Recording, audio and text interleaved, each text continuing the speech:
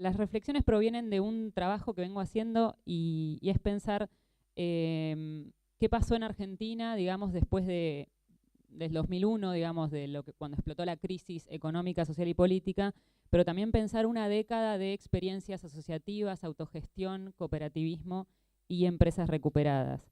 En Argentina conviven a una década, digamos, a más de una década de la crisis, un escenario con diferentes experiencias que podríamos llamar dentro del campo de la economía social o el cooperativismo. Y trataría de diferenciarlas de lo que es el movimiento histórico cooperativo, que en cada uno de los países ha tenido un arraigo y una tradición y demás, pero estas surgen a partir de experiencias de la crisis y justamente del desempleo estructural.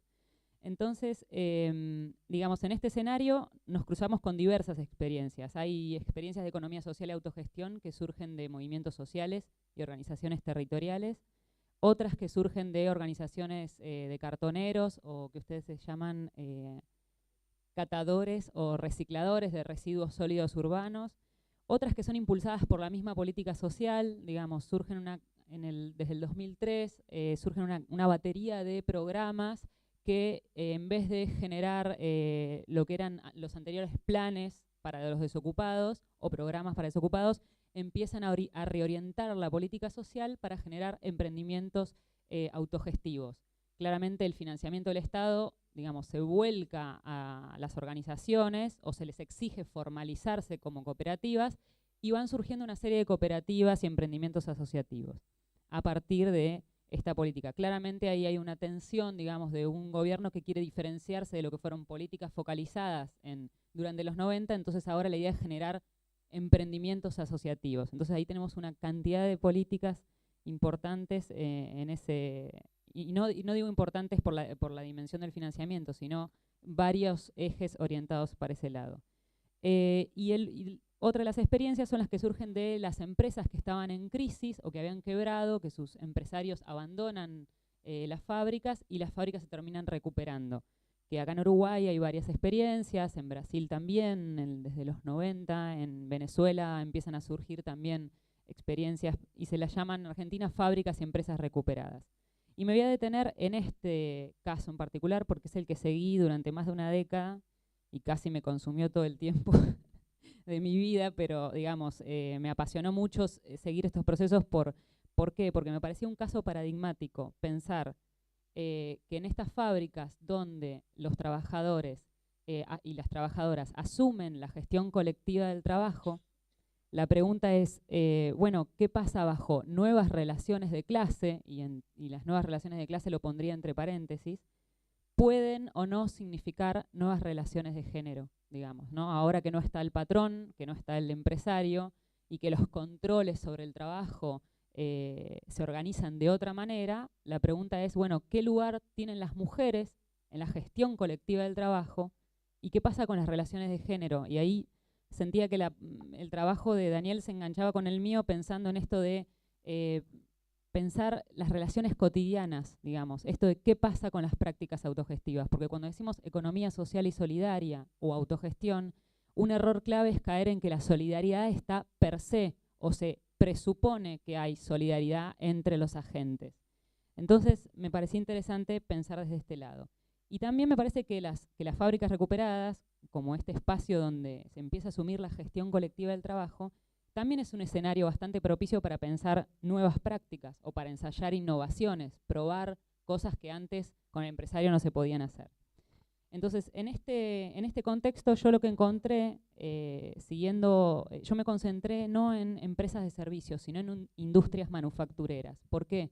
Porque la idea de pensar el problema, y sobre todo en la Argentina y en la región, de la reindustrialización, después de décadas de desindustrialización, pensar digamos, estas experiencias en industrias metalúrgicas, alimenticias y textiles, me parecía interesante pensar los modelos productivos y justamente la gestión colectiva del trabajo.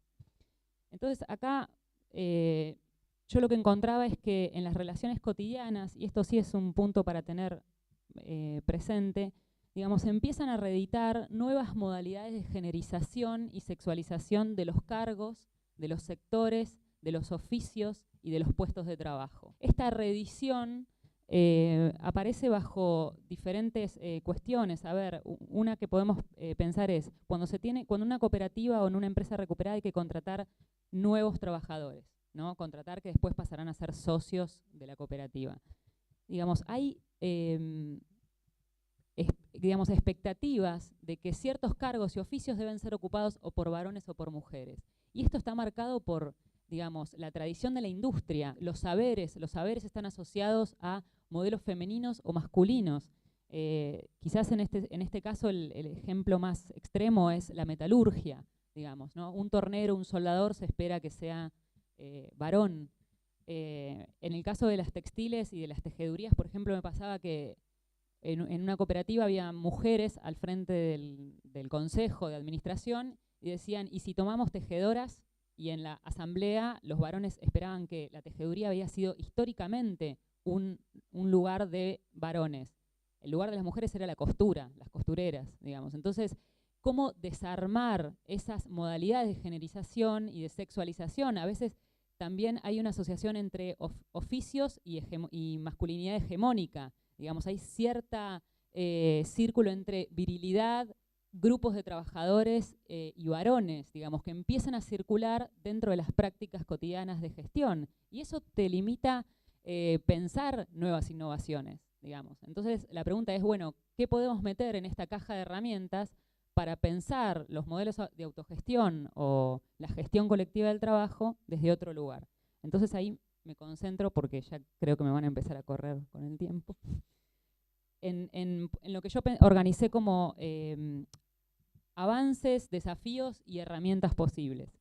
A ver, una cuestión clave que me parece es que considerar justamente estos procesos de generización y sexualización al momento de diseñar, de impartir o de evaluar espacios de capacitación y formación. Justamente porque se puede ensayar la posibilidad de oficios no tradicionales, donde las mujeres pueden tener un protagonismo clave. En Argentina hay algunas experiencias de formación de oficios no tradicionales desde el Estado, pero generalmente estas áreas son transversales, tienen muy poco financiamiento y llegan a muy pocos lugares de la población. Digamos, por ejemplo, les doy un ejemplo, capacitación de mujeres para arreglar motos, digamos, automotores o digamos, todo lo que tiene que ver con oficios no tradicionales. El problema es cuánto llega, digamos, la cobertura de ese programa social, porque en la famosa transversalidad se pierde el financiamiento y la llegada. Otra cuestión que me parece interesante dentro de las empresas recuperadas, pero también pasa en las cooperativas y en los emprendimientos, es que se empiezan a generar lógicas de valorización del trabajo. O sea, cómo se mide y se muestra el trabajo que cada uno hace. Si todos somos iguales, digamos, adentro de una cooperativa o una fábrica recuperada, o sea, todos somos socios iguales, generalmente hay una lógica de redistribución de los retiros de manera equitativa, hay una lógica inversa que empieza a tentar contra esa distribución, que es cómo valorizo el trabajo que hago. Y acá pasan diferentes situaciones. Generalmente las trabajadoras que hacen tareas de limpieza, eso no es considerado un trabajo dentro de las cooperativas. Y esto puede parecer un detalle, pero alguien tiene que limpiar el baño y los sectores de trabajo. Entonces, además de considerar que ese trabajo quede relegado a las mujeres, no se considera de la misma importancia para la sustentabilidad de la cooperativa el trabajo de un tornero y el trabajo de limpieza. Y me parece que aquí hay toda una lógica que hay que desandar o trabajarla, digamos. Otra cuestión es visibilizar el trabajo administrativo, digamos. Cualquier cooperativa o empresa recuperada tiene un consejo de administración que se ocupa de la logística, de la gestión, de los trámites impositivos, financieros, bancarios. Y todo ese trabajo administrativo lleva mucho tiempo y muchas horas, y a veces se hace fuera de la cooperativa o de la fábrica. Y como ese trabajo no se ve al interior de la fábrica, no se valoriza, digamos. O cubrir, por ejemplo, una reunión política. Recién Daniel decía la articulación con otros actores, generar redes. Eso generalmente implica mucho trabajo fuera de la jornada laboral, digamos, que no se ve en la fábrica, no se ve en el lugar de trabajo. Ahora, ¿cómo se valoriza ese trabajo? Hay toda una apuesta de los socios o de las socias que se encargan de esa tarea de valorizar lo que hacen afuera de la fábrica. Entonces ahí me parece que también tenemos un punto clave. Otra cuestión es pensar en los programas estatales e incluso las propuestas que surgen del movimiento cooperativo para ver qué aspectos tienen esos programas para impulsar el liderazgo de las mujeres en cargos de dirección. Este es también un gran tema. Cuando miramos el panorama de empresas recuperadas o de cooperativas, vemos que las mujeres son muy pocas las que llegan a los cargos de presidentas o de tesoreras, en cargos claves, ¿no? Hablo de puestos estratégicos. Y cuando digo puestos estratégicos, digo los que definen la gestión, los que inciden en el rumbo que va a tener la cooperativa. Y por ahí las mujeres son mayoría, pero no llegan a los puestos más altos. La pregunta es ¿por qué? Digamos. Y a veces el mismo movimiento cooperativo tiene lógicas que atentan con impulsar ese liderazgo.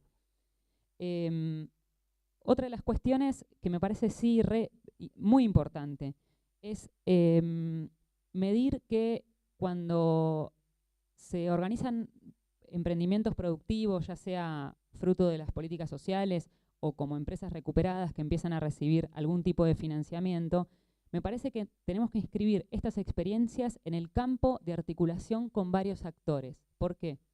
Porque para fortalecer las capacidades técnicas, las capacidades de financiamiento, de comercialización, estas experiencias empiezan a interactuar con actores, ONGs, redes de comercio justo, Estado, universidades, y según la articulación de actores que se dé, se van a ir construyendo modelos de gestión colectiva posibles, digamos. O sea, hay una impronta de los actores externos a la fábrica o a la cooperativa que van moldeando también esas formas de gestión.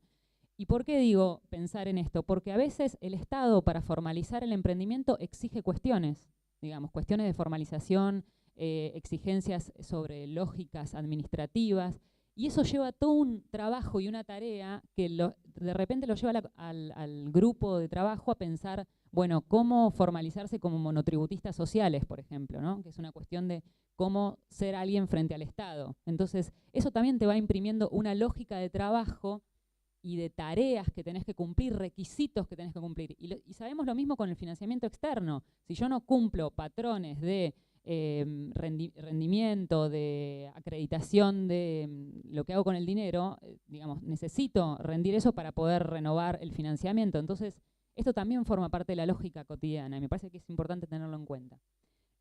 Otra cuestión es algo que vengo trabajando últimamente que tiene que ver con pensar el trabajo. A veces genera satisfacción y otras veces sufrimiento, digamos. Y dentro de las experiencias autogestivas se pasa de momentos de lucha intensa hasta procesos donde el trabajo empieza a generar sufrimiento. ¿Pero por qué? Por la carga mental que implica gestionar o autogestionar una fábrica, digamos.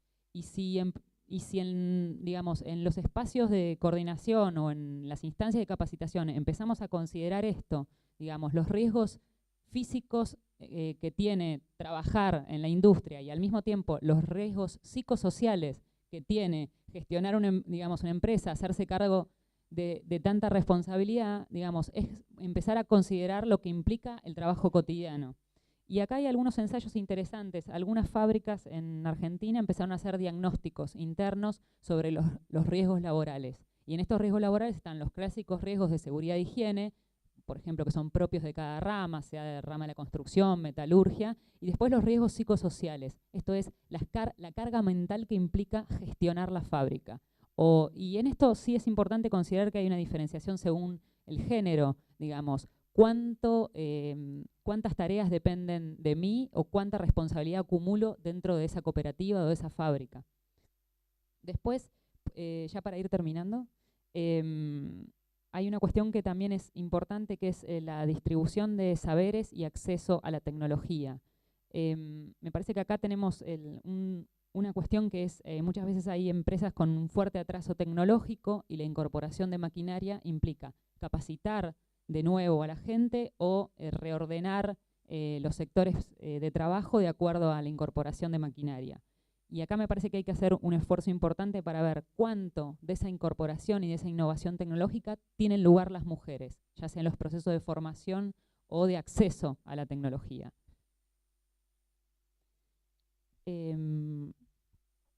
Y después, bueno, dos cosas para finalizar. Tengo otras, pero por ahí las podemos dejar para para el debate. Una cuestión es cuando ya no existen, digamos, patrones que nos digan lo que tenemos que hacer, digamos, es fácil decirlo en el discurso, y por ahí cuando trabajamos en empresas que nunca cumplieron con, digamos, tener espacios de guarderías para los niños, el tema de el cuidado de los hijos es un problema dentro de las fábricas, sobre todo en cooperativas y fábricas que tienen mujeres jóvenes con niños pequeños. Me parece que acá Corina nos va a desandar bastante de por ahí pensar algunas cuestiones de esto, pero se empiezan, en algunas experiencias se empiezan a innovar formas de autogestionar espacios de cuidado de los niños, digamos. La pregunta es quién se hace cargo de eso o sobre quién recae, si eso es solamente una responsabilidad de las mujeres obreras o de toda la cooperativa.